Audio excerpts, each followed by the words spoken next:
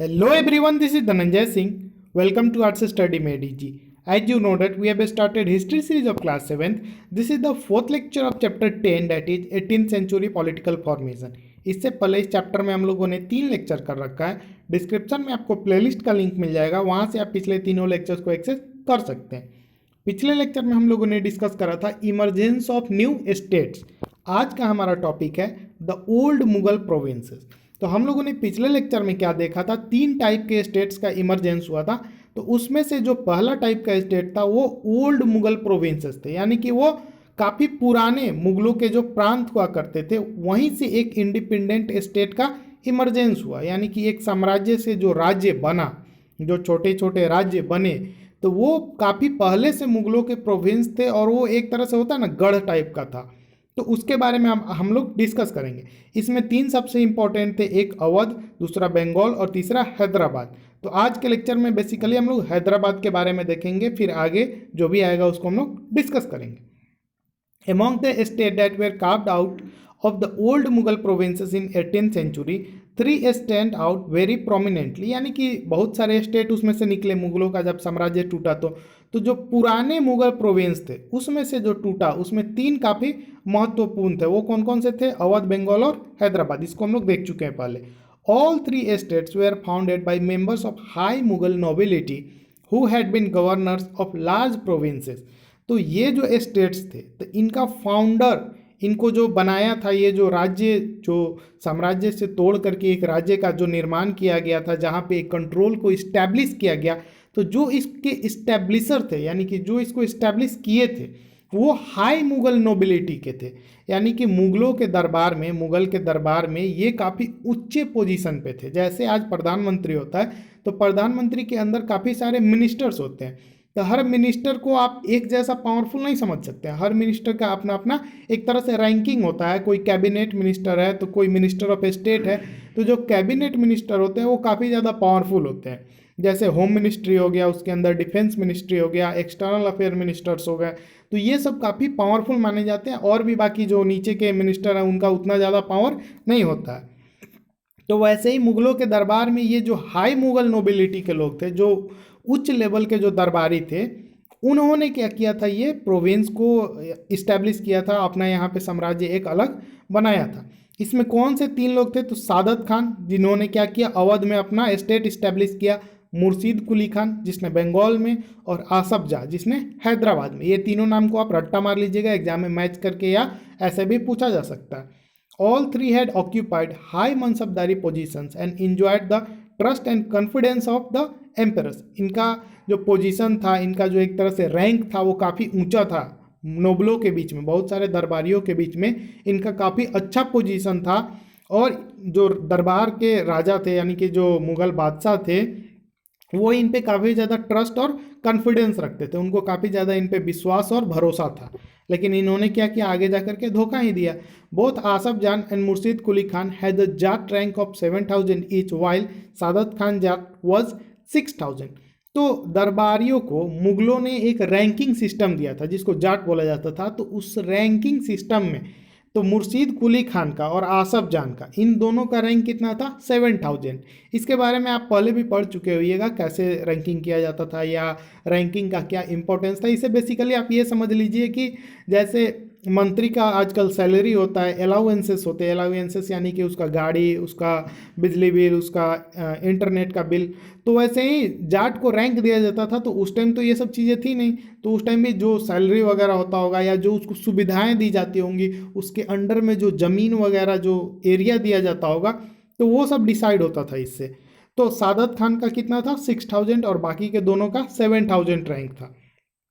अब हम लोग डिस्कस करेंगे, थोड़ा डिटेल में एनालिसिस करेंगे हैदराबाद का। निज़ाम उल मुल्क असफ जाह, असफ जाह का पूरा नाम था निज़ाम उल मुल्क असफ जाह। ये क्या थे? फाउंडर थे हैदराबाद स्टेट के। ठीक है। Was one of the most powerful members at the court of the Mughal empire Farrukhsiyar. तो फारूक सियर एक क्या था? मुगल बादशाह था। तो जब उसका दरबार चल रहा था तो उस टाइम कौन थे? असफ जाह थे उसके दरबार में। ठीक है। तो असफ जाह जो मुगल एम्पेयर जब फारूक सियर था तो उस टाइम काफ़ी पावरफुल हो गए थे। उसके दरबार में एक काफ़ी पावरफुल मेंबर, काफ़ी पावरफुल नोबेल थे।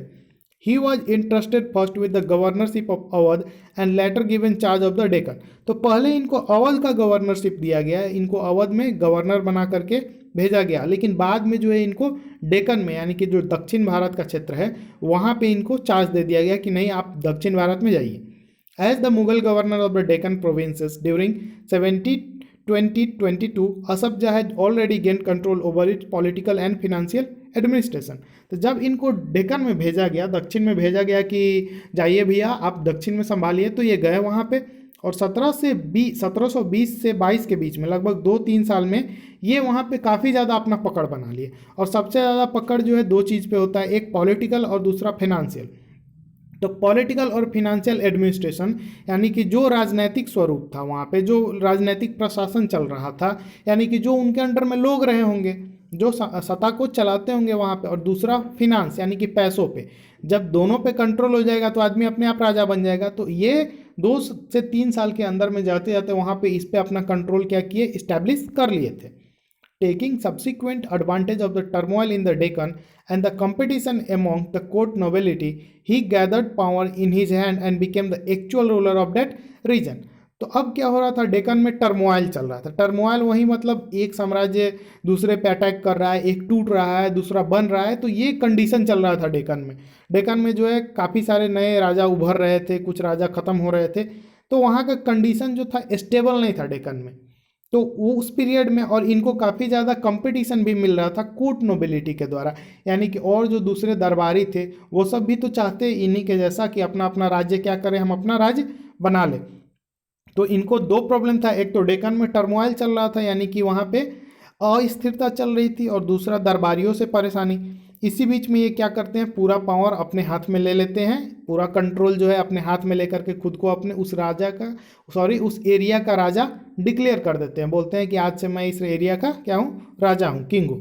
Asaf Jah brought skilled soldiers and administrator from northern India who welcome the new opportunities in the south. तो असफ जाह ने क्या किया, नॉर्दर्न इंडिया से सोल्जर्स और एडमिनिस्ट्रेटर को बुला करके साउदर्न इंडिया में ले गए, यानी कि उत्तरी भारत जहाँ पे मुगल बादशाह दिल्ली से रूल करते थे, तो दिल्ली वाला जो पोर्शन था वो उत्तरी भारत में आता था। तो यहाँ से उन्होंने क्या किया, असफ जाह ने यहाँ से सोल्जर्स को और जो अच्छे से एडमिनिस्ट्रेशन में काम कर सके जो ऑफिसर लोग होते हैं उनको यहाँ से ले गए और साउथ में ले जा करके उनको एम्प्लॉयमेंट दिए, नौकरी दिए, क्योंकि यहाँ तो ऐसे भी मुगलों का सत्ता कमज़ोर हो रहा था तो लोगों को नौकरी मिल नहीं रही होगी। तो इस कारण से ऑफिसर्स लोग को भी अच्छा खासा पेमेंट वहाँ पे मिल जाता, तो वो लोग भी वहाँ पे शिफ्ट कर गए। He appointed mansabdars and granted jagirs. इसने भी क्या किया, मुगलों की तरह ही मनसबदारी सिस्टम को चलाया, मनसबदार बनाया लोगों को और उनको एक जागीर दी, वहीं जो रैंकिंग वाली सिस्टम थी उनको एक जागीर दे दिया। Although he was still a servant of the Mughal emperor, he ruled quite independently without seeking any direction from Delhi or facing any interference. हालांकि कहने के लिए तो ये मुगलों का नौकर ही था, मुगलों का गुलामी था एक तरह से, जो रूल कर रहा था, मुगलों के अंडर में ही रूल कर रहा था, लेकिन सच्चाई में ऐसा कुछ था नहीं। वास्तव में देखा जाए तो ये काफ़ी आराम से रूल करता था। मुगल जो दिल्ली से जो रूल करते थे तो वो साउथ में अपना इंटरफेरेंस बिल्कुल नहीं करते थे। इसको जैसे मन करता था वैसे जो डिसीजन लेना होता था वैसे वो डिसीजन लिया करता था, इसमें मुगलों का कोई इंटरफेरेंस नहीं होता था। The Mughal empire merely confirm the decision already taken by the Nizamul Mulk Asaf जाह। तो वही वाली बात हो गई कि मतलब असफ जाह जो डिसीजन लेता था मुगलों के पास मतलब बस एक फॉर्मेलिटी के लिए भेजता था, मुगल उस पर मुहर लगा देते थे। मुगल ना बोलते थे कि हाँ तुमने ये क्यों किया, ऐसा क्यों हो रहा है, ऐसा कुछ नहीं। जो असफ जाह करता था बस उस पर एक तरह से स्टाम्प लगा देते थे, ठप्पा लगा देते कि हाँ भाई ठीक कर रहे हो, ठीक कर रहे हो, क्योंकि वो जानते थे कि अगर हम इसको रोकेंगे तो क्या होगा, वार हो जाएगा। उसके बाद ये तो जो थोड़ा बहुत भी मेरे कंट्रोल में है वो भी ख़त्म हो जाएगा, इसलिए मुगल जो है इसको रोक टोक नहीं करते थे। The state of Hyderabad was constantly engaged in a struggle against the Marathas to the west and with independent Telugu warrior chief Naikas of the Plateau। तो जो हैदराबाद स्टेट बना उसको हमेशा एक स्ट्रगल फेस करना पड़ा, एक तरह से दिक्कतों का सामना करना पड़ा। कभी उस पर मराठा अटैक कर देते थे, कभी जो नायकाज थे दक्षिण वाले पठारी इलाके के तो वो लोग अटैक कर देते थे। तो दोनों में हमेशा क्या होता था, टसल चलते रहता था कंट्रोल को लेकर के, एरिया का एक्सपेंशन को लेकर के। ये कहते थे नहीं मैं उधर जाऊंगा, तो वो कहते थे मैं इधर आऊँगा, तो होता है दो राजा के बीच में वो चल रहा था। The ambition of Nizamul Mulk Asaf Jah to control the rich textile producing areas of the Coromandel coast in the east were checked by the British, who were becoming increasingly powerful in that region. तो निजामुल मुल्क असफ जा का एक मतलब क्या था, ambition था, उसका सपना था कि जो कोरोमंडल कोस्ट है यानी कि भारत का जो पूर्वी तट है, यानी कि नीचे वाला जो एरिया है, यहाँ पे आप देखिएगा तो इधर वाला जो एरिया है ना, यहाँ पे अपना कंट्रोल कर ले, क्योंकि ये रिच टेक्सटाइल प्रोड्यूसिंग एरियाज है। यहाँ पे जो है टेक्सटाइल का अच्छा खासा प्रोडक्शन होता था, तो उसको लगता था कि इस एरिया में अगर हम कंट्रोल कर लेंगे तो कंट्रोल करने से क्या होगा, खूब सारे टैक्सेस मिलेंगे, काफ़ी सारा उसका इकोनॉमिक कंडीशन अच्छा हो जाएगा। तो लेकिन यहाँ पे क्या चल रहा था, वहाँ पे ब्रिटिशर्स अपना एक्सपेंशन कर रहे थे उस टाइम। ब्रिटिश अपना साम्राज्य जो है अपना पाँव धीरे धीरे पसार रहे थे, तो इनको थोड़ा दिक्कत फेस करना पड़ा ब्रिटिशर से, एक तरह से इनको हार वार मिली होगी। तो ये पिक्चर में आप देख सकते हैं British territories in mid 19th century. 19th century में ब्रिटिशर जो है अपना टेरिटरी बनाना स्टार्ट कर चुके थे। निज़ाम के आर्मी के बारे में एक डिस्क्रिप्शन दिया हुआ है, 1790 के आसपास का है। निज़ाम के पास जो है लगभग 400 एलिफेंट थे, हज़ारों की संख्या में हॉर्समैन थे, घुड़सवार थे। उसके बाद 100 रुपये के मिनिमल पे extremely well mounted and richly company, यही सब है, कुछ खास है नहीं इसमें। तो आज के इस लेक्चर में इतना है। अगर आपको लेक्चर अच्छा लगा होगा तो लेक्चर को लाइक कर दीजिएगा, चैनल पे नया है तो सब्सक्राइब कर लीजिएगा। मिलते हैं जल्दी ही नेक्स्ट लेक्चर में। Thank you so much for watching, stay tuned with us.